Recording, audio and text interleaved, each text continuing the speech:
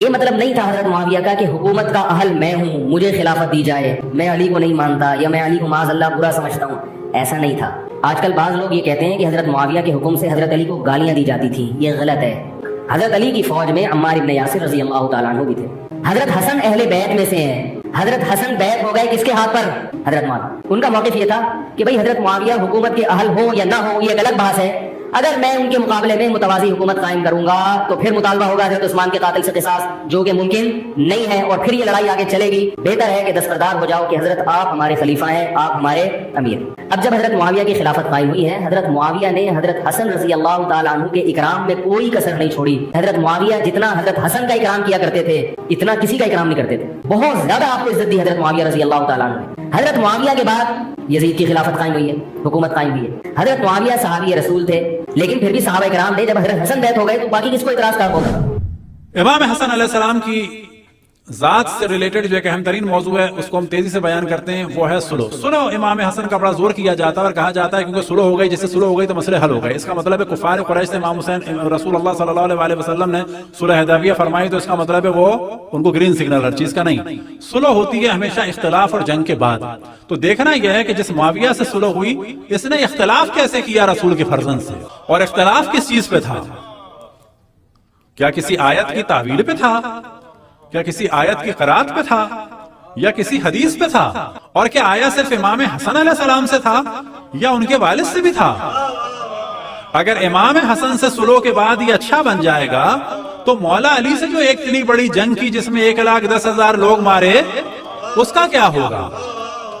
اور اس روایت کا کیا ہوگا جس میں اشرف الانبیاء حضرت محمد مصطفیٰ صلی اللہ علیہ وآلہ وسلم نے فرمایا وَحْدَكَ يَا عَمَّارُ تَقْتُلُكَ فِئَةٌ بَاغِيَةٌ، کہ عمار تمہیں ایک باغی گروہ قتل کرے گا۔ اب یہ کہتے ہیں کہ باغی سے مراد کافر نہیں ہے، ہم کب کہہ رہے ہیں کافر ہے؟ دیکھیں گیم ہوتا ہے فوراً ذہن میں ڈالنے والا کافر، بابا نہیں، کافر سے بری ایک چیز منافق بھی ہے۔ جی مولا علی نے بعض لوگوں کی نماز جنازہ بھی پڑھائی، ادھر رسول اللہ نے بھی پڑھائی منافقین کی نماز جنازہ، جس میں دوسرے نمبر والے صاحب کو جلال آ گیا اور رسول اللہ کو جر راہو کھینچا ایسے۔ ہاں اللہ کے نبی نماز پڑھا رہے ہیں، اس کو جو ہے وہ زیادہ کچھ ہر چیز میں غصہ آتا تھا۔ اللہ کے رسول فرما رہے ہیں کہ میں کچھ لکھ دوں، لا تضل بعدی، وہ کہہ رہے ہیں حسبنا کتاب اللہ، جس پہ کتاب خدا نازل ہوئی ہر وقت اس سے ایک مقابلہ۔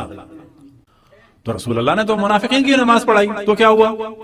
منافق کے معنی ہوتے ہیں وہ لوگ کہ جو بظاہر مسلمان ہیں، ان کا ذبیحہ حلال ہے کہ نہیں حلال ہے؟ حلال ہے۔ ان سے شادی حلال ہے؟ بالکل حلال ہے۔ وہ پاک کے حکم میں بالکل پاک ہے۔ ان کا غسل و کفن و دفن واجب ہے؟ بالکل واجب ہے۔ کیوں؟ کہ انہوں نے زباناً اقرار کیا اسلام کا۔ لیکن جتنی مذمت کفار کی اس سے زیادہ منافقین کی ہے۔ تو سوال یہ پیدا ہوتا ہے کہ اس معاویہ نے تو مولا علی سے بھی جنگ کی، کتنے اصحاب کو قتل کیا۔ اب اگر یہ صلح ہو گئی تو صلح ہوتی ہے ہمیشہ اختلاف کے بعد۔ تو ہم سوال کریں گے اختلاف کیا تھا؟ اختلاف کیا تھا؟ دوسری بات یہ کہ یہ صلح کن شرائط پر تھی۔ پہلی شرط کی کتاب اللہ و سنت رسول اللہ۔ اور کیا چیز؟ ابھی ڈیمانڈ ہو رہی ہے اس آدمی سے کہ جس کے ایمان کی بات ہو رہی ہے کہ تم علی ابن ابی طالب کے چاہنے والوں کو قتل نہیں کرو گے۔ یعنی اگر سمپل یہ بھی کہہ دیا جاتا تو یہ اس کی ملامت کے لیے کافی تھا کہ تم کسی مسلمان کو قتل نہیں کرو گے۔ اچھا یہ مان رہا ہے کہ علی کے چاہنے والوں کو کون تھے جو اکثر اصحاب تھے؟ جناب حمر بن امک خزائی، جناب حجر بن ادے، جناب عمار کو قتل کر دیا، کتنے لوگوں کو قتل کر دیا۔ تو یہاں پتہ چل رہا ہے کہ ایک دہشت گردی چل رہی تھی۔ اور کیا چیز کہ جی علی بن ابی طالب کو ممبروں سے گالیاں نہیں دی جائیں گی۔